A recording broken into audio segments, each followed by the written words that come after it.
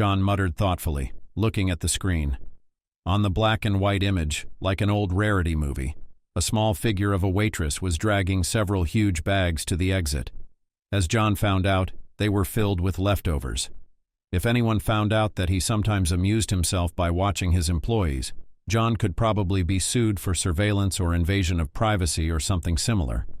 John himself, in turn, rightly believed that the cameras in his restaurant were necessary just so that he could keep an eye on everyone and control the situation in the kitchen. John owned a small restaurant in the center of a large city. He was a man of about 32, as they say, in the full bloom of life, very tall, almost 2 meters. He always towered over those around him. He had black hair, blue eyes. John was always clean-shaven and muscular, like a girl's dream. He had been educated at a liberal arts college in his younger years and had majored in economics, but had only worked in his profession for 7 years, first as a bank employee, then as an accountant. During these years, he was married 3 times and divorced exactly the same number of times. In fact, even the purchase of this restaurant was connected with his second divorce. The prenup had given him a rundown diner that had ruined him more than it had brought in any income. He should have sold it, that's all. But John suddenly caught fire with the idea, and for several years combined work as an accountant and owner of the diner. He fired almost all the employees, leaving only a couple of young cooks, who were really impressive masters. Ridiculously lucky to be working in a place like this. Made a new renovation, ordered a new furniture kitchen set. Saved a bit of money because the young cooks, in order not to waste time and money, agreed to help with the renovation. All the time that the work was going on, John thought about what theme to choose for his restaurant. And as ironic as it may be, the theme for the restaurant was planted on him by his third wife before the divorce. "Look at you," she said contemptuously as she packed her things. "When I married you, it was a tall, muscular, and now with his sedentary job and fat, he's swollen like a pig for slaughter. It's funny that I'm fat and you're screaming like a slaughterhouse pig," John said calmly, and quickly dodged the ashtray that was flying at him. It was a pity that from the subsequent scandal, shouting and shrieking could not be dodged as easily. But his wife made a fair point. Sedentary lifestyle is not the best way reflected on the physical form of John. He began to visit the gym, and there, during another workout, he noticed how well the windows of the gym overlooked his little new restaurant. He thought and decided that a proper food restaurant next to the gym would be an interesting and profitable solution. With their chefs, they developed a special menu, where proteins, fats, carbohydrates, calories for each dish were indicated. They gave up everything fried, leaving only steamed, boiled, and barbecued meats and delicious low-calorie desserts. They added beverages and a separate protein meal for athletes. John hired a new staff and made 2 of his most loyal cooks the chef and sous chef. And his restaurant opened. A couple months in, and John retired from accounting, devoting himself fully to the small but profitable business. It was enough to support himself, his apartment, and his car. It's true what they say, a car is a child that never grows up to be independent. And he wasn't going to get married again, and it was unlikely that he ever would. John found with mild amusement that there were 2 problems in this kind of business. Unless, of course, there were no other difficulties with inspections of various instances. The turnover of staff on the junior service staff and sometimes too much thieving employees. Since the opening of the restaurant, only 3 waiters have worked from and up, one of whom later became a manager, the second was engaged in the selection of junior staff for extra pay, and the third promoted to the level of bartender. Waiters and cleaners changed frequently, and on hard days even John and the manager worked part-time for themselves, delivering VIP orders. That kind of attitude was unsettling at first. Could this be the wrong boss? "It happens a lot in small places, Tim," the manager reassured him. "Mostly students come to us, they earn money, and then they can't combine it with work. Sorry, goodbye. We're not the problem. And besides, all the waiters are looking for something more lucrative. It's a question of average pay, and we can't pay them at a loss. But then they got 3 regular waiters, and things kind of stabilized. And a couple months ago, a young girl named Kate came in. She had been studying on weekends and was quite willing to work 5 and 2, and was now on probation. With the new people coming in, the second problem seemed to solve itself. John was freaking out that people could steal food. He was fine with the fact that employees could eat something made by the cooks or snack on food during lunch, As sad as it was, they often threw away a lot of unrealized food, so it wasn't a big deal if after the workday the cooks, waiters, bartender and managers sat down and ate together, so to speak, 2 meals a day from the employer. John didn't forbid it, but damn it, it made him angry to see expensive products being stolen from his kitchen and replaced with cheaper counterparts. John could understand if the workers took some food at the end of the day, especially expired food, when it couldn't be stored in the kitchen but could still be eaten. For example, their grandmother worked as a janitor, and she often took out food to save money on food. But she would ask for permission, embarrassed, and John would let her. But more and more often there were major food shortages, so John installed a couple of surveillance cameras in secret from the staff. After a couple weeks, he had to hire new employees for half the positions. And now he's doing it again? Is that young waitress Kate stealing food and she's so bad at it? She knows about the cameras. But more than once John has noticed her taking food out of the kitchen. Apparently, 2 huge bags. He often amused himself by watching the employees through the cameras. And now he realized that it wasn't just entertainment, it was a severe necessity. God, not again. John spoke heavily, wiping the bridge of his nose, wrinkling his nose as if he had a headache. It's the brain teaser again.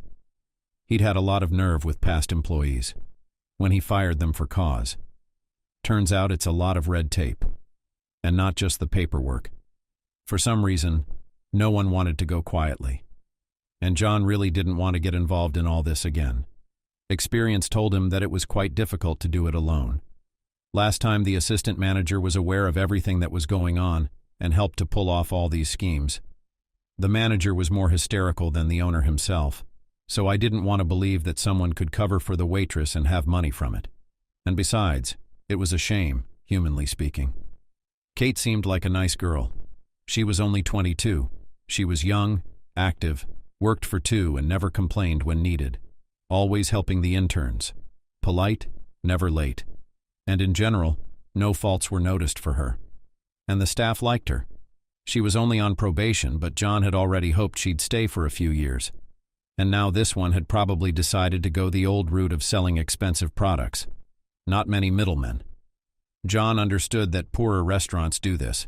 They find workers from expensive establishments, supply them with cheap product, take back the better quality, and pay a part of the difference. Saves on suppliers and food. Oh, Kate. John shook his head.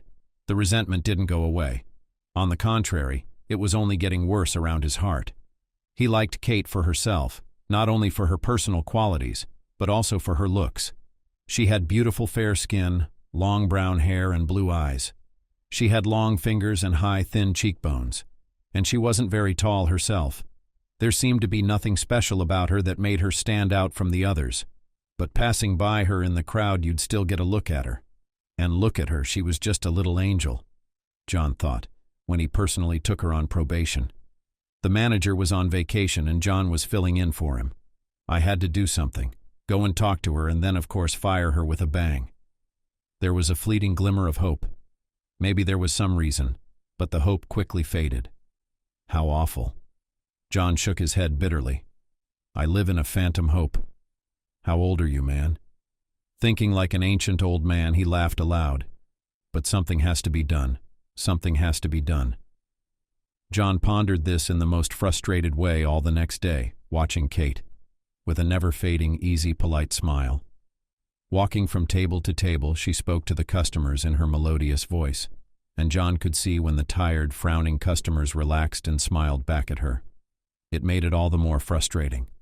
And John thought he should first be more certain of what was really going on. Late after another day of work, John called the employees and put a camera on the back door. We need to put together a complete picture of what's going on. What if the girl just feeds some homeless people or gives food to beggars in shelters? Then it's understandable and forgivable.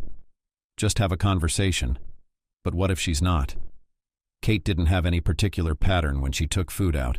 It was always at different times. So John was just watching the videos a couple times every few days when the thought struck him that it wasn't just food that she might be taking out. There weren't many expensive things in the kitchen, dishes, pots, and pans. He asked the manager if there were any shortages.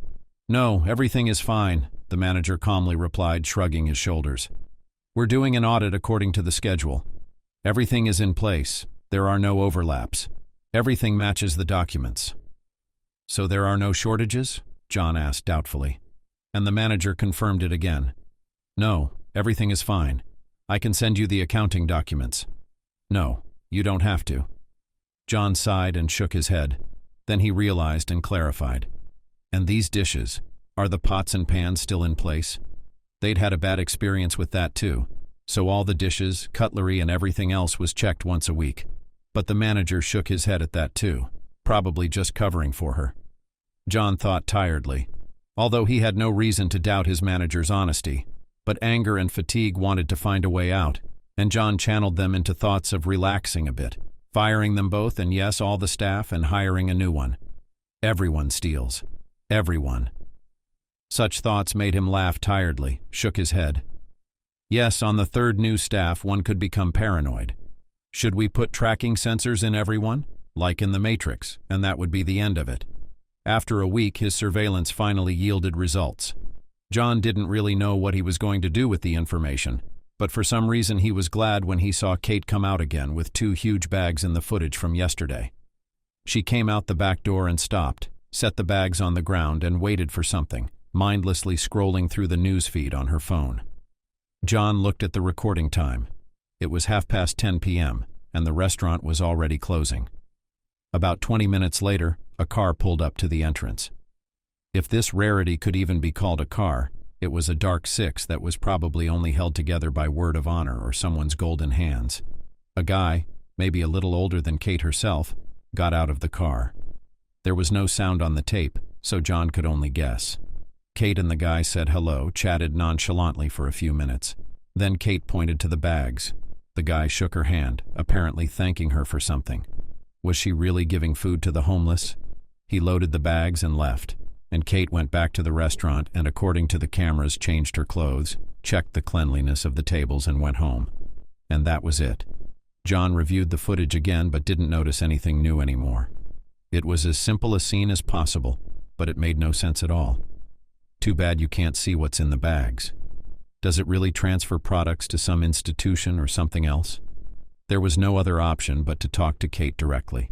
However, John had several important meetings about the restaurant and preparation for some inspections, so he didn't have free time until a couple days later. But checking the cameras again in the morning, John saw that the scene had been repeated almost frame by frame twice, and after the big party she had taken out 4 bags. Crikey, John thought. Even mentally struggled to keep from cursing. There was nowhere else to pull. While there weren't many guests, John caught Kate in the hall and held her by the elbow a little. Kate looked up at him with her blue innocent eyes and smiled.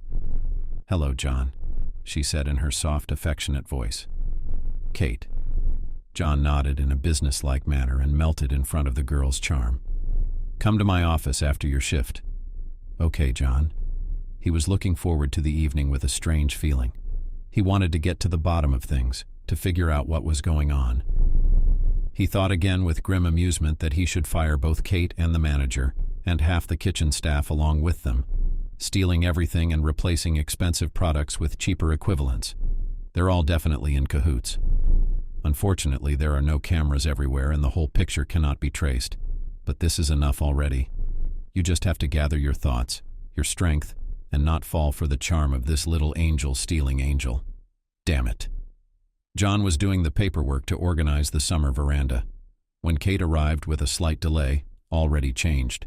She entered a little apprehensively. It's not always good to be summoned by your boss, but she smiled politely. "Good evening," she nodded. "You called me, John?" "Yes, Kate, come in." The man pointed to the desk across from him and Kate sat down, adjusted her skirt and looked expectantly at the supervisor. He set the papers aside, looked at the girl in front of him. He'd been thinking all day about how to even start this conversation. If he was wrong, he would need to apologize. "What are you thinking?" "Getting mad at myself," John thought. "How can you be wrong when you've seen it all for yourself?" But he still had to start softly, and then the conversation would follow.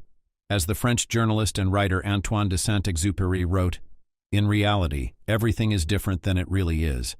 It should not have been forgotten that John was also a human being and could also be wrong.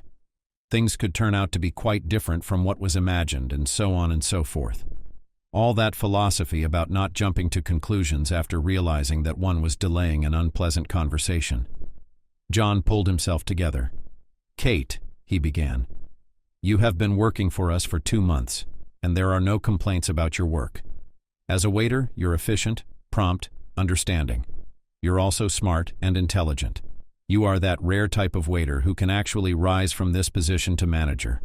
I would be happy to work with you, but unfortunately I witnessed one extremely strange and alarming scene." By the end of his monologue, Kate sat with a wary face that had lost any sign of girlish gentleness and lightness.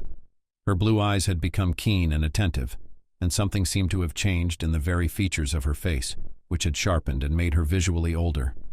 The smile on her lips was already gone, and they, like her entire body, were tense. "What's wrong?" She sounded collected but rather puzzled. "Had I done something? Did one of the guests complain about me?" "No." John shook his head. "There's nothing wrong with that, though. But I have a suspicion you've been stealing my food from the kitchen." It came out well, neutral, polite, yet accusatory. But after those words, any collectedness that had been in Kate's possession snapped off at once. Apparently it was the accusation or the surprise of being exposed. John wasn't sure yet. Took away her control. Her eyes widened, her mouth opened as if she were about to say something. She turned pale, then rapidly red, and against her pink counters, her hair seemed even more red than usual. Her slender long fingers clenched convulsively on her dark skirts. "What's high?" And indignantly she asked. John caught himself noting this reaction not as that of an unmasked criminal, but as that of a simply dumbfounded person. "What makes you think that?" "I've seen you carrying packages," John explained, deciding he'd hold off on the video footage for now. Kate frowned, suspecting that there were groceries in there. "I have a hunch that you're reselling expensive groceries for cheaper counterparts, or that you carry plates and pots or resell them." "That's not true." "Calm down," nodded John. "We're just talking for now. Are you accusing me of stealing?" Kate cut Kate off stiffly. "Without proof." "Kate," John said a little softer, unconsciously trying to reassure Kate, and then he mentally slapped himself. But it worked. Kate exhaled and calmed down a little. "I have video of you carrying 2 black bags and handing them to someone." And he turned the monitor to her, which already had the tape open. "Here's Kate carrying the bags, then giving them to the guy." Kate watched silently and rapidly turned pale. When the video ended, she exhaled sharply, running her hand over her face. Her fingers were almost shedding and tears pooled in the corners of her eyes. "Is it really true?" John thought bitterly, feeling a strange urge to comfort her. "I can't stand groceries," Kate objected softly. Heavily exhaled Kate. "There is a record," also softly muttered John. "At best, it's Section 158 of the Penal Code, theft. If you took out more than 2,500, and given the price of our products much more, you will not just be fired under the article. You will have to pay damages and moral compensation. I'm not stealing again." Kate turned pale and finally looked at John, although she was frightened and wary. Her blue eyes reflected a kind of determination and hardness. "I'm picking up the leftovers." Her cheeks flushed again, as if from embarrassment. "We throw away a lot of good food. At the end of my shift, I pick up what's there for throwing away table scraps. It's especially good when there are big banquets." Kate smiled sourly. "No expensive food I don't substitute." "And how?" "They're all key-carded. Only the cooks have access to the fridge. Even the manager without the chef doesn't check them. That's the way it is." John suddenly remembered. This fridge was on special because there was something about that magnetic lock. But we got it because of the good features. I didn't really think about locking up the groceries. But that's what happened. And each cook has a card to access this refrigerator. They're marked by ownership. But it's not like they carry it home. You can take it and open it after Kate's late." John shook his head. "I can hardly believe it," he admitted honestly. And Kate exhaled indignantly. She straightened her shoulders proudly and squeezed her eyes shut, starting, as if preparing for a real defense, even if scraps. "By the way, it takes 2 hours of scraps to fill 2 huge bags. And I'm hardly the only one left to check everything, Kate said a little haughtily, and John remembered that it was true. For some unknown reason, the other waiters rarely stayed to check on things after their shifts, and it was indeed often Kate who did that. John continued as if she hadn't even said that. You do that every day? John chuckled. Where do you get all the scraps? Let me ask you, do you keep pigs on your balcony? Kate looked at him with slight distaste and shrugged her shoulder. Her eyes flashed again, and John realized that no matter how their conversation ended, he would never be able to look at Kate again. Just as she hadn't been a sweet young angel before, but a grown-up serious girl who understood her every action, and she acted deliberately, and she didn't create the image of a sweet little fool. John fell for her pretty blue eyes and innocent image. She was smart, hard-working, and determined. Not a pig. Suddenly she was caustic, and not on the balcony. She sighed and moved a little closer, nodding at the screen. Turn it on again as the car pulled away and slowed it down a little. Suddenly to himself, John did as she asked. He slowed the video down, and at the point where the car was turning around to leave, it clicked from Kate's backyard to stop the video. There, you see the sign on the other side of the car. John gazed in surprise at the lettering, which for some reason he hadn't noticed before. It must have been made on a red background, because in the black and white, slightly blurred shooting merged with the background. But if you tried hard enough, you could see the big words. John peered in. Do we have your dog? He read it uncertainly. What is it? The name of the shelter, Kate explained with the same slight discontent. A shelter for dogs and cats. It's in pretty bad shape. Survives on donations from people who can. She shrugged.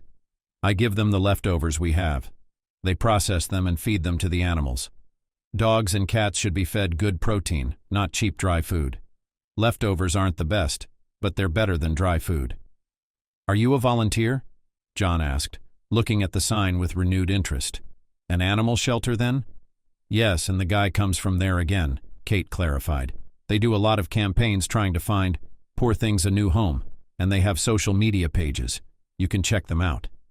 Kate waited patiently while John typed in the search name "Your dog is with us" and took a quick look at the page. Even the well-staged photos didn't hide the fact that the shelter was really so-so, that money was clearly in short supply. But the volunteers in the photo looked just like Kate does now, determined and smiling.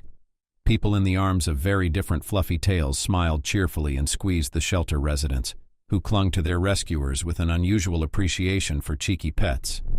And this mutual love was felt even on the screen. In some of the photos, John saw a guy who resembled the driver from the video, and Kate herself. She was wearing a blue t-shirt with the shelter's name on it and participated in promotions and events and always had a happy smile. John, I admit that I probably should have talked to you about this point. I apologize for this whole situation, Kate admitted, kind of with a sincere sense of guilt. I just didn't really think about the fact that my taking out the leftovers looked like food theft.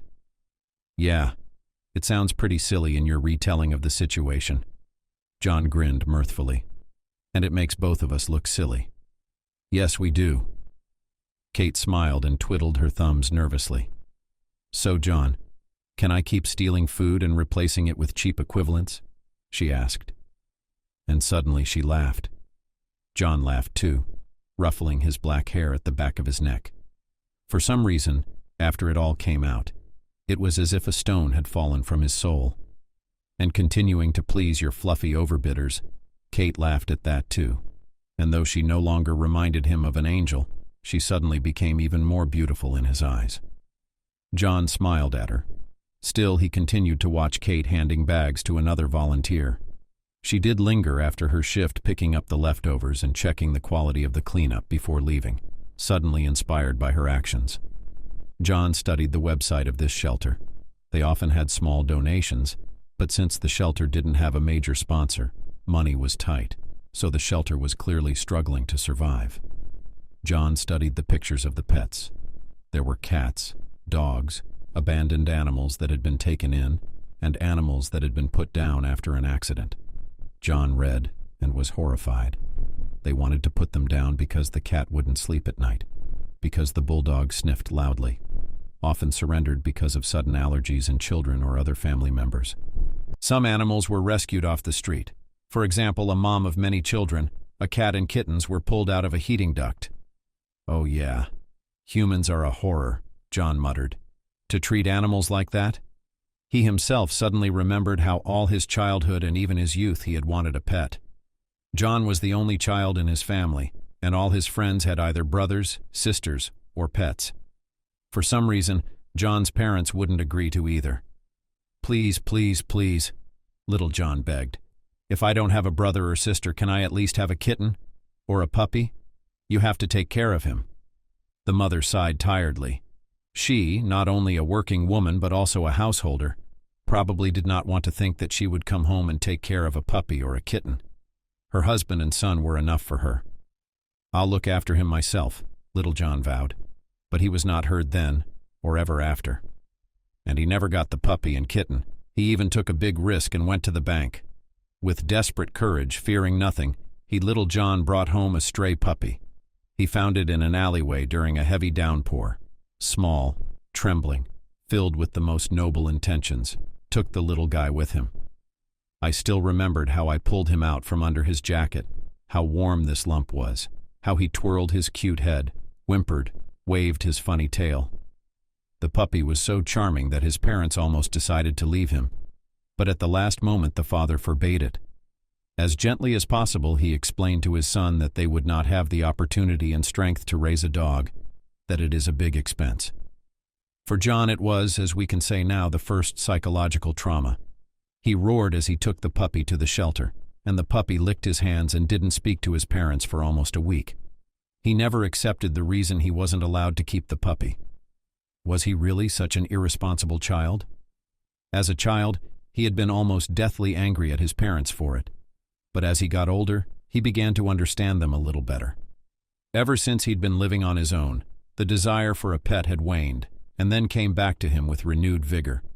Especially strongly he wanted it after the first divorce, when he suddenly found how quiet and lonely it was around him, and wanted to dilute this silence with something. He almost decided to do it. But then a second wife appeared in his life, and something did not come together. Now he decided not to marry at all, and lived his life with his work. Maybe it's time to realize a long-standing dream to get a little tail, to wait at home to walk with him, educate, train. It is better then, of course, to get a dog, some puppy, and train him. The thought of it from something so firmly lodged in his head that John decided to realize it. He caught Kate at work again and asked her to come over. Almost immediately he mentally scolded himself for such an order. But the tone was not to reprimand her, but just to talk to her. But unexpectedly, Kate came in after her shift with a wide smile. "What, again?" "I'm bringing out something wrong," she said. "Forks and spoons are missing." There was a rumor at the register that someone was secretly drinking wine. John nodded seriously, supporting her game. Kate giggled. "Shit. I'll admit, red wine is good for the volunteers' nervous systems, and they're sort of guests of the shelter too." She sat back in her chair, straightened her skirt. "So what is it this time, John?" John noticed once again how beautiful she was. She always wore skirts, and dressed like a fairy in them. Today she was wearing a dark maroon lightweight dress with a puffy skirt just below her knees. He examined her, almost unbidden, and Kate squinted back, as if she thought his gaze was a challenge. In fact, John didn't know it either. Kate wanted to resent that blatant appraisal, but she liked his kind blue eyes, which laughed but didn't mock. And more than that, she liked what had been going on between them lately. So she decided not to ruin the generally pleasant atmosphere between her and the man who had intrigued her from their first meeting. But she would rather bite her tongue off than be the first to admit to sympathizing with her boss. "You've actually inspired me," John admitted honestly. Kate arched an eyebrow questioningly. "I want to visit your orphanage to see what's going on. I've sent small sums, but I think I can come up with something. It reminded me of my long-time dream of having a tail." Kate gave him a careful look before she answered. It was as if she were calculating how much he was worthy of taking in a furry baby from the shelter, how much he was willing to take care of it. How much was John a kind man, inclined to love animals? Or more accurately, how kind were the kind hands that pets were usually given to? After some thought, she finally nodded. "Do you want to go yourself?" And do I need to get you an address or advice on what to take? I wouldn't mind accompanying you, John interrupted her. We can go and give me a mini tour together, he said, smiling slightly. And Kate felt her eyes looking at him, and slowly nodded again. Okay. I usually go there in the afternoon on weekends and leave very late. You can pick me up from home if that's convenient for you, she said, and taking a small white post-it from his desk, wrote the address, time, and her phone number. If it's not too much trouble, it's best not to buy dry food. Wet is preferable or canned. Ideally, cook something yourself. Meat and offal. Be sure to boil them. Cats are often infected with salmonella if they eat raw meat. If fish, it should be without bones, especially small ones. Fermented milk products, kefir, sour cream, not sweet yogurt, cottage cheese, cheese without seasoning, porridge and cereals, boiled oatmeal, rice, buckwheat, millet. She suddenly smiled. And our leftovers are more suitable for dogs. I'll be sending another package on Friday, so need to think more about the little kitties. I'll do my best, boss, John said seriously. And Kate laughed. Good thinking, John, she said approvingly as she left the room. Apparently, caring for the animals was a sure way to gain her sympathy and favor. And then it would be on to the heart. Such strange thoughts come into my head, John thought. I'm trying. Then I'll pick you up on Saturday. Kate nodded. And that was that. For the next 2 days, there was a strange, thrilling uneasiness, a weariness, an expectation. He was, of course, now burning with the idea of the shelter, but he suddenly wanted to meet Kate, too. With this one, perhaps, he should have been more careful. On the other hand, maybe, what was the big deal? He wasn't an ancient old man yet. And Kate? She's good. Good, in the best sense of the word. She's good. And she's beautiful. Much more admirable were her other personal qualities, suddenly revealed to him after the whole thieving situation. Surprisingly, he liked her even more when she was so determined and proud. The main thing, of course, was not to get too buried in those feelings yet, because 3 divorces was already a lot, and John wasn't going to get married again, but he still had the makings of the old classic upbringing. Maybe a little old-fashioned if he didn't want to get married and take responsibility. Why get into any kind of serious relationship at all? Come on, John convinced himself mentally. Are you going crazy with these swings of yours? Then you're not going to get married at all? Then you're looking for reasons to meet a girl you like, while convincing yourself of the same thing. But you're a bastard, John. On Saturday, I arrived at Kate's house a little before the agreed time. It wasn't the best neighborhood in John's opinion, but apparently it was the only affordable housing she had. He got out of the car to get some fresh air, and a couple minutes later the driveway door opened awkwardly. Kate was climbing out of the driveway, dragging heavy bags. John clucked his tongue and rushed to her aid. You should have told me. I would have helped you down, he said instead of greeting her. And Kate smiled a little. Do you have that option? There were 3 more bags by the elevator. She hadn't worn a dress for the trip to the shelter, of course, so she looked like a young hooligan in short ripped jeans and a solid-colored black shirt. Her red hair was pulled back into a high, tight ponytail, and she looked like a normal girl of not even 20, but 16. She had collected laundry detergent, some groceries, blankets, some other little things like toys for the animals. John loaded it all as gently as he could into the trunk. He didn't want to offend Kate by being cold to all these important things. Kate waited for him to finish, apparently waiting for permission to get into the car and directions to where to go. John nodded to the passenger seat in the front. Sit there in the back seat, guests for your bar girls, so the front will be comfortable. Thanks, John. Outside of work, you can just call me John, he said, getting behind the wheel. Kate looked at him with clear, attentive blue eyes and nodded. John, she repeated, as if trying it out. Good, called out the address. He typed it into the navigator and the car pulled off. For a while they drove in silence to various silly pop songs. The shelter was outside of town. It would take an hour and a half to get there. That's if there was no traffic. But apparently, on a weekend day, at lunchtime everyone was either already somewhere to spend the weekend, or was not going anywhere. And the roads were almost empty. Kate was looking out the window, humming a little something to the beat of the song. John looked at the road and wondered what he could ask his companion until he found a suitable topic. Kate, he called softly, do you have a pet at home? Yes, I got one myself from the shelter. Otherwise, she smiled the wrong way. An old dog. They wanted to put him down for his age, even though there were no regulations. Our shelter took her in. Kate clenched her teeth in irritation, and her blue eyes flashed with genuine anger. People. It's a horror, of course, and a bully cat. But he was brought to us.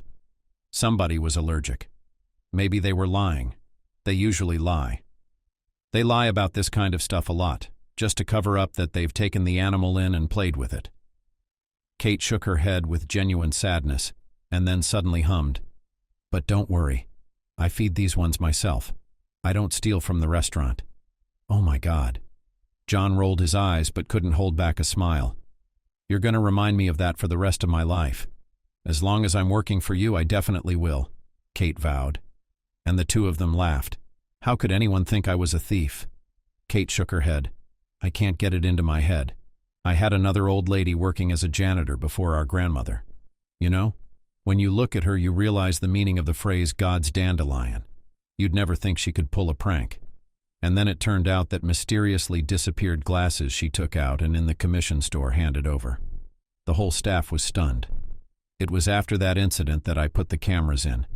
And there's a lot of stealing in general, so I'm used to not trusting pretty angelic looks. Kate looked at him with a familiar hard stare, and John didn't understand what he'd said this time. When Kate repeated pretty angelic looking, I'll take that as a compliment. Please, like you didn't know that, John said. Kate was pleased, smiling. He finally exhaled, shook his head. I had no idea you could make a profit with food. Replacing expensive foods with cheaper ones, the difference between the two being pocketed by unscrupulous employees, John began calmly. Not that it was a topic he wanted to talk about, but it was better that way than in silence. Staff selling food under the guise of restaurant food. An employee uses his own money to buy products identical to the ones sold in the store and simply substitutes them when selling them to customers, creating an artificial shortage of products and writing them off for an event, hiding from the restaurant owner part of the money received on the account. Receipt by restaurant personnel of unauthorized remuneration from suppliers for ordering products of a certain brand. Multiple uses of the same check, which allows, in fact, to sell products bypassing the accounting system. There, as the saying goes, would be wishful thinking. John shook his head bitterly, then chuckled. Yeah, telling such a suspicious lady how to make money. So that's it then. And just a few minutes ago I was a pretty angelic-looking lady. Kate made a face at him and shook her head again. I'm against stealing, don't worry. I really didn't think about the groceries. I figured leftovers and scraps. Who's counting them? I'm sorry about the situation. I didn't mean to accuse you, but I don't know what else to do. Yeah, I understand. Kate nodded seriously. If you feel sorry for everyone and believe everyone. You can't make a business, but it's such a great joke. Now that we're becoming friends, she laughed again, and John exhaled tiredly. It was like Kate was torturing him, but he couldn't help himself and smiled too. How did things work with her? Simple and natural, she wasn't an angel. Hardly angels have such iron rods inside, but warm, sunny, smiling. She would walk into a room, and it was as if all around her, in the midst of a fierce winter, spring was coming. A warm, soft spring that dispersed the frost that reigned around them. John couldn't stop thinking about it all the way to the shelter. The shelter was located in a rather picturesque place, next to a small stream. Apparently, thanks to the trees and the nearby body of water, the smell from the shelter was not as strong. John braced himself for the unbearable stench. They pulled into a parking lot of sorts, and Kate briskly got out of the car, stretching like a kitty cat. Take the food bags, and I'll take the heavier ones. John gave the girl a playfully stern look. And don't you dare cheat me, Kate. Next time I'll have to weigh all our luggage. I'm not going to carry heavy weights when I have a man with me. Kate snorted, but her cheekbones steamed in the cutest way. Will there be a next time? She almost asked out loud. Do you want to come here with me again? But she knew she would embarrass herself more with that question, so she remained silent. They were met at the shelter. John vaguely recognized the guy who'd picked up Kate's groceries. When he saw the visitors, the young man walked briskly toward them. Hello? Smiling broadly, he said loudly, Welcome. We always welcome new faces, especially when they bring us goodies. Us? Kate laughed. Leave something for the cats and dogs, at least let's not eat them. We're not going out tonight. The young man grinned, shook his head and intercepted a couple of bags from John, and with his free hand, held them out to the man. Mike, volunteering. John, kind of just a guest, the man chuckled, shaking the outstretched hand. Mike quickly intercepted the rest of the packages from them. While Kate was giving the tour, the shelter was a large area that resembled a stable, but instead of stalls there were small enclosures. Apparently there used to be some kind of sheds, more like barns with stove heat, large enough for an animal to stand upright. The floor was of dark boards. There was a large roof over all this living area, and many of the enclosures had medium-sized doors for the pets to get in and out. The day was sunny, and some of the cats were basking in the sun on the roofs of their rooms. Some were lazily strolling around the grounds of the live hotel. Some were sleeping in the shade. All animals were well-groomed, clean, obviously well-fed and satisfied with their lives. The bowls in the enclosures were clean, with food and water. The owner of the shelter had bought the land to build a small house, Kate said. They met other volunteers and said hello to all of them as they strolled around the shelter. But one day she picked up a discarded dog on the street, and then another, and then a couple cats. Then she decided that she didn't need an apartment and a house, and built a shelter instead of a dacha. She didn't pick up discarded animals again and again. Then one entrepreneur helped her to improve the living conditions of fluffy cats free of charge. It seems that this businessman helped to build several cages in the industrial zone. That's how the shelter came into being. The shelter existed solely on the funds of this woman and on the donations of volunteers. She and her daughter were the only staff. Sometimes volunteers came to help clean the enclosures, fix them, and provide any other possible help. Then our institute organized help for her. That's how I and some of my fellow students got here. Some of them left, and we were left alone. We keep pages in social networks. Sometimes we organize actions and exhibitions together with some veterinary clinics and educational institutions. We survive on donations. Good thing we don't have to pay rent. A little to the side of the cages there was a small house for volunteers, where they stored their belongings and various tools for work. And if cats and dogs lived here as if they were living under Christ's thumb, it was much more difficult for people. The picture was bleak, to put it bluntly. Volunteers were struggling to keep up, and funds were scarce. New volunteers shared and strengthened themselves with whatever they could find. But the dogs and cats were groomed and fed, even without paying rent. The sums to be collected were large. Treatments, vaccines, sterilizations, electricity, firewood, diapers, and more. The new guest came out to greet the landlady herself and smiled tiredly at him. "Good afternoon," she nodded. "John, thank you for your contribution. I received it. I can tell you where your money went." "No need, I believe you." John nodded.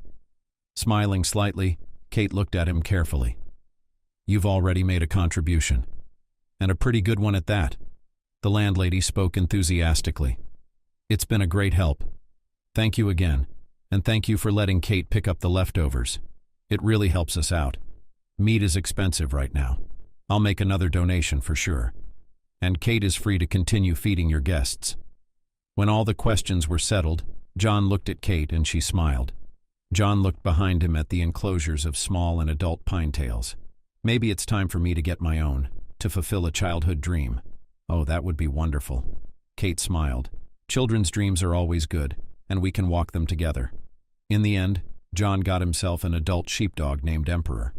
He was missing one eye and had a slight limp on his front leg. John didn't know much about dogs, but Emperor was clearly a purebred. John was surprised when Kate told him that his former owners had brought him from far away and left him in the woods. He fell into a trap, and the hunters gave him to the shelter and even personally paid for a veterinarian. The paw was miraculously saved, but now this dog was doomed to limp for life. "At least he'll live," said Kate, crossing her arms over her chest, and there was real anger in her voice. John, wearing his old clothes on purpose, sat down on the warm floor without excitement and met the Emperor. The dog sniffed his hands and, though he found nothing tasty, sat down next to him as well. Looking at John, also studying, as the man did, at him, A quote from some children's cartoon came to mind. If a boy can have a dog, why can't a dog have a boy? Apparently the Emperor was one of those dogs that you don't choose, they choose you. I've never understood people like that. But you don't want to take care of the dog anymore. You're sick of him, tired of him. We took him to an institution. Why throw him out on the street? We have big dogs and cats because of this attitude, because they can't fend for themselves. They're not used to life on the street. Emperor could have lost a paw, Kate said. Do you know the names of all your pets? John asked. With a slight smirk, Kate nodded at the dog's neck. John belatedly noticed that he was wearing a thin, cheap collar with a tag that said the dog's name in big letters. Yeah, sorry I missed that. John held out his hand, and Emperor sniffed it and let himself be stroked between his ears. The expression on his muzzle didn't change. His tail began to glide quickly across the floor, kicking up a little sawdust in the air. John laughed. He's a beauty. I should have named him Actor, did not think that pedigree dogs are also thrown out. It's a sheepdog. It looks like an Australian Kelpie. And pedigree dogs and small ornamental dogs are thrown away. They are thrown away no less often than large and simple ones. But they quickly fall into the eyes of people who care about them. They pick them up and look for old or new owners. If they don't find them, they go to a shelter. Emperor was indeed a beautiful dog. He had a straight, stiff, tightly fitting coat of black color, strong, muscular body. The shape and contours of his muzzle created a somewhat foxy expression, which was softened by his almond-shaped eyes. The Emperor had a slightly rounded skull between the ears, wide and large, standing, pointed ears. Its brown eyes harmonized with the color of its coat and expressed intelligence and diligence. It was a tall and strong dog. Looking at them, Kate giggled. You two even look a little alike. I'm not even going to argue, John chuckled. I do feel a resemblance between me and the Emperor. As he squirmed to get comfortable, the dog put a paw on his knee, as if afraid his new friend would leave. And when John got up to go over the details of the adoption with his mistress, Emperor got up and followed him. When Emperor got into John's car that same evening, he smiled, and it didn't look like a grin at all. Emperor was happily sprawled out in the back seat, his powerful body slightly in a row with pleasure and his open mouth slightly ajar. That said, the pet didn't show its teeth. Kate declared authoritatively that this dog was completely happy, and John was inclined to believe her. Thus perhaps began the most interesting period of John's life. He got along even better with his dog than he did with his wives, because Emperor seemed to be his twin brother only in a dog's body. He wasn't boisterous, unruly on the contrary, disciplined and intelligent. He was so well behaved that John even started taking him to work so the dog wouldn't get bored alone. Emperor always lay quietly near his master's desk, only sometimes saying goodbye to the street. Soon the clever dog became everyone's favorite. We need to urgently rename our establishment to Emperor and make this handsome dog the face of the restaurant, said the manager, who suddenly turned out to be an avid dog person. He looked at Emperor, almost licking his eyes. Where did you get such a miracle? A couple of days later, the manager had his own face of the establishment, or rather a muzzle. Kate herself was smiling happily when she heard about it. And on the evening walk she thanked John several times, even though he was pleased with the praise of a girl dear to his heart, only embarrassedly waved away the dithyrambs in his direction. He and Kate often crossed paths outside of work, sometimes in the morning and almost always in the evening, walking their pets together. Kate had an absolutely adorable dog like a Spitz, but Kate admitted cleanly that it wasn't a Spitz. It was a pure red hairball, small in size, compact and harmoniously built, with a long raised coat that moved as if it were hopping. Seeing the Emperor, the dog named Cernic jumped around him a little, getting acquainted, and then he pulled his mistress along the route, apparently habitual for him. You know, you not only look alike to him, but you have the same name, Kate said one evening on a walk. John smiled indulgently at her remark. Really? Yeah, she winked. The Emperor and one of the Emperor's chief cronies, chief of the third branch of his own chancellery. Kate laughed. Is that really your surname? My great-grandfather was concussed during World War II and lost his memory, John shared. There was no hope for his recovery, so he had his papers made. I'll tell you more. He called himself the full namesake of the Emperor's closest man. Then his wife and son, my grandfather, found him, but decided to keep the name in memory of his grandfather's heroism. Wonderfully coincidental, Kate nodded. They walked together, and slowly John began to court her. He quickly realized that the language of love for Kate was actions, so he started with little things. Picked her up from work, still could not resist small gifts, drove her on business. Even once he had to go with her cat Cherry, so named for a bright red spot on her forehead. To the vet because Kate had gone to work at the banquet for extra pay. John got to know her better. He found out that Kate was studying to be a veterinarian. It wasn't that surprising, really, given everything that was going on, that she loved hiking, that she loved ice cream, and many more of the many little details that made up her personality. Somehow, surprisingly, all these details came to John's liking. But it was Kate in particular that won his heart. The fact that John continued to help the orphanage, it was not even so much for her sake, but John himself caught the idea. The noble deed and the decision of the owner of the shelter, her daughter, and the volunteers inspired him, and John wanted to become involved in such a good cause. He made several large donations for which he was almost elevated to the rank of saint in the shelter. Kate smiled indulgently at his embarrassment, and he often helped with the daily chores. There was always something to do at the shelter to help the vets wash bowls, clean something to fix, tweak, wash. The owner, apparently a woman from a patriarchal family, was at first embarrassed and offered more masculine work. But John was not squeamish about either, especially when he could have a longer chat with Kate during the monotonous women's work. Kate seemed to have figured out his interest, which, however, John did not hide, and accepted it quite favorably. She allowed herself to be courted, to show signs of attention, of course, during strictly non-working hours, and to all attempts to get close to him she responded with non-verbal consent. And every time John appeared at her side to help her wash or launder something, her eyes sparkled with a strange gleam. "Were you married?" she asked once during a conversation. John often talked to her to understand her, to learn about her personal life, and he wasn't surprised that she wanted to know more about him. "But it was a touchy subject," John muttered. "I don't want to get you excited about it, but I got it 3 times. "Oh," said Kate. But she didn't seem particularly taken aback by it. Probably, at least at the level of rumors in the restaurant, already had information about what was going on in the private life of not-so-old and single man. So what was going on? "You're not a bad person. Did you have a 3-way tie? Or are you a total womanizer?"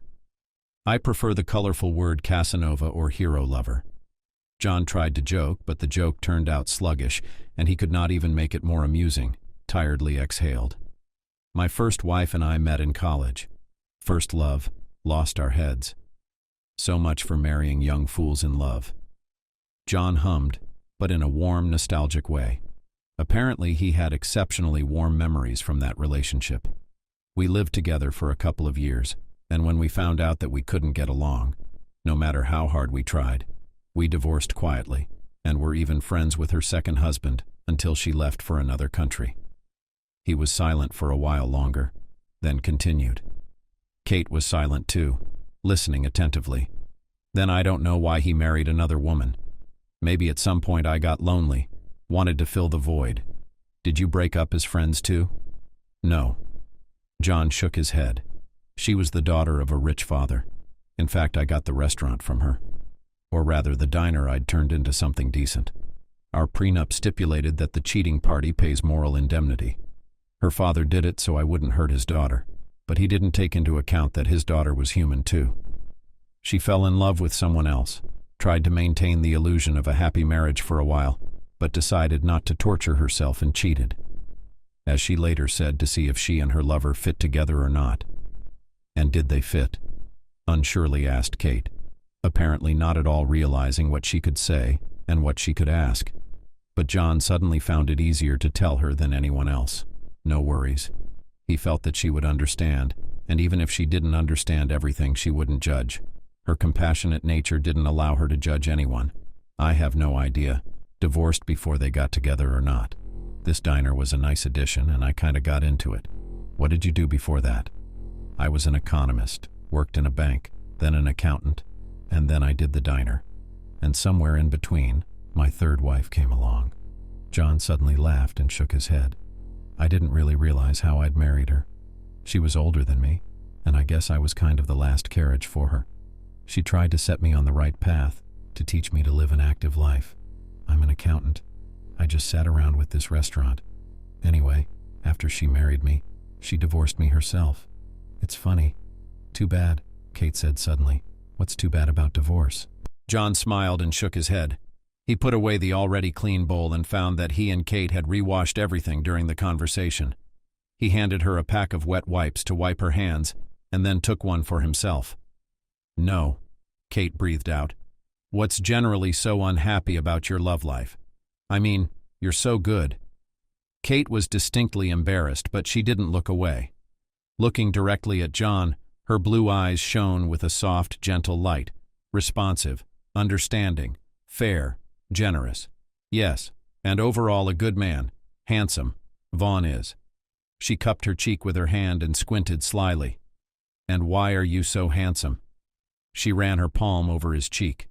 John immediately reacted to this uncomplicated caress, turned his head slightly and touched the base of her delicate palm with his lips. Even so, John laughed. Why are you so pretty? So that behind the pretty angelic appearance no one could see the guise of a treacherous thief? There she goes again. The two of them laughed together. And in general, it's unfair to say that I'm not lucky in love. Is that so? I met you.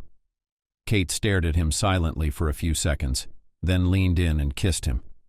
John felt almost criminally embarrassed in the first few moments. He was the man here, and he should have kissed first. But the displeasure quickly faded. His lips were both firm and gentle at the same time. They were caressingly seductive, offering so much more. Kate responded and eagerly opened her own lips. After that, their relationship began to develop rapidly. Meetings became longer and more romantic, became more frequent. Soon they acquired a much more savory character, and Kate began to spend some days and nights at his place. However, the first such night turned out to be quite funny, because after a couple hours of sleep, Kate roused him and asked him to take her home. John, in his sleep, not understanding anything, worried that he had done something wrong. But Kate, panicking as she went, explained to him that she had two small creatures at home, and these two fluffy lumps, despite their small size, could tear her whole apartment to shreds. After that explanation, Kate waited for John to laugh it off, but she got home. Pack up your zoo and let's go back. John yawned when he and Kate were sure that cheesecake and cherry were all right. We'll go for a walk together tomorrow morning. A month later, they moved in with everything. Kate was at first embarrassed at such a quick development, but John had his own opinion about the fast, so he very delicately persuaded his beloved to move in with him. At work, their romance was taken favorably, and the manager even joked a couple of times that if they get married, then you can tell your children and grandchildren that this new cell of society created dogs and kittens. Kate, desperately embarrassed by such jokes. John put his arm around her shoulders and comforted her, but at the next joke he suddenly thought hard. You know, he's right about something, he said thoughtfully as he and Kate walked their pets. Even Cherry, who liked to make a lot of mischief at home, quietly perched on John's shoulders, like a scribe's cloak, and looked down on the fleeing cheeseman and the stepping emperor. It was the pets that brought us together, Kate smiled, blushing charmingly. But I have to admit, if you hadn't been taking out leftovers for the shelter, I might not have dared to approach you, though I've been interested in you for a long time. We have to do something for the animals, for the shelter. Of course, we should thank the shelter. Kate nodded, and then her eyes lit up. Wait, you said. Been interested for a long time? But the idea of doing some sort of event for the shelter had already caught fire and never subsided. He suddenly remembered that, having taken an interest in Emperor, the manager had also taken a tale, that some visitors had wondered where he'd found such a well-mannered, polite dog. John invariably gave contacts, but, as he learned, half of the 10 who had asked had made it to the shelter. That's not very many. They had to think of something, organize a gathering or something. The gym next to them was considered particularly elite, so the customers at the restaurant itself were far from poor. So maybe they should organize an exhibition. For example, we should definitely talk to Kate and the landlady about it. They both liked the idea. When he voiced it, The volunteers also approved of the idea. Of course, it was only necessary to conceptualize the event. The greatest traffic was in the evening, when people went for training after work and during lunch, when everyone had a break. The weather had not been very hot so far, and it would be possible to have the pets in small cages on the already built but not yet furnished veranda until the evening, and then move to the hall in the evening, a sort of exhibition and charity event at the same time. John asked the manager to help Kate with promotion, advertising and all that, which the manager, who was very much in love with his furry baby, was eager to do. Volunteers prepared banners with links, made reposts, even handed out flyers. John was in charge of buying cages and a fundraising urn. So collectively they prepared the event in a week and successfully made it in time for the weekend. Perhaps the most agonizing part was selecting the fluffies that would go to the show. I can't. I want them all to be taken to their families, sighed the owner. In the end, we decided to take some old traumatized pedigree dogs to show what different guests live in the shelter. There was a bit of a challenge with the dogs, but John and the restaurant guys had set up a small enclosure for them in a corner of the restaurant where the dogs could comfortably spend the evening and probably find a new family. John expected this to generate interest, but he couldn't even imagine the interest. In addition to the regular customers, a lot of people had come by advertisement, and even if everyone just wanted to see the furry exhibits, they still made small orders for tea, desserts, light salads. So not only the shelter, but also the restaurant was guaranteed a good income. Volunteers told about the shelter, about the pets kept in it, and even prepared a small video, where the history of the shelter was told. Everyone who came donated at least a few hundred to the shelter. The richer people made larger donations. Someone even carelessly stuffed 5,000 into the donation box. John knew it would feed the animals for a week or two. But from the way the volunteers' eyes glistened, John realized that little by little they would make a sea out of such drops. Can we take them home now? At some point, the most important question of the evening came up. This cat is so cute. I'm afraid it might be stolen, said the man standing in front of the cage with a skinny white cat with only one blue eye, blue as a sapphire. If it's a cat, I'll call it, Hey Harry, he said, smiling at the white cat. John recognized him as the director of the sports club. A volunteer immediately approached him. It took them a long time to decide whether they should give the cats and dogs away right during the show. But they decided that wealthy people understand responsibility and will not take animals just to play. At least that's what they hoped.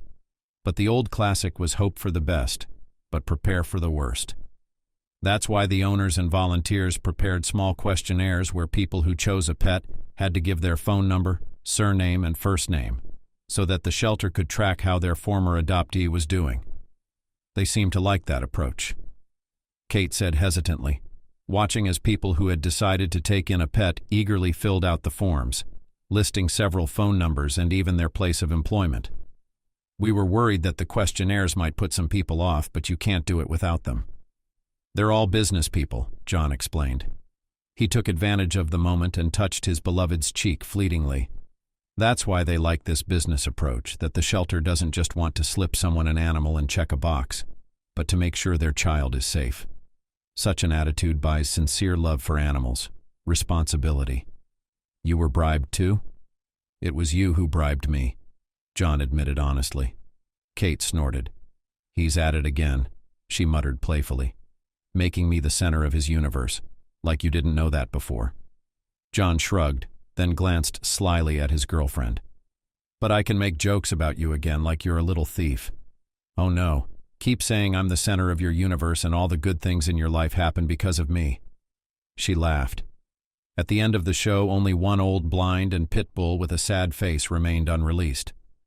But the next day he was taken from the shelter by his grandmother, a restaurant cleaner. The owner happily and laughingly told me how a short, dense pit bull is a little mountain of muscle.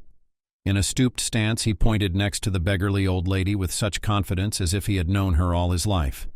The picture was both funny and touching, and the owner described it for 5 minutes in the brightest colors and never tired of thanking John for all he had done for them. Oh, come on, it's nothing. The man waved it off embarrassedly. No, it's not nothing, John. It's not nothing, the orphanage owner exhaled. She was much older than John, so he forgave her this familiarity. John, you've been a great help to us without you. I don't know what would have happened to us. You're putting yourself out there and bringing in sponsors. Well, as my manager said, I must somehow thank your cats and dogs for bringing me and my Kate together. He smiled at her. The show attracted so many people that soon John was asked to do something similar again. More and more people came up with such requests, dropping money. After the exhibition, they decided to leave a small announcement about the shelter right in the restaurant and contacts for translation, just blending them into the interior.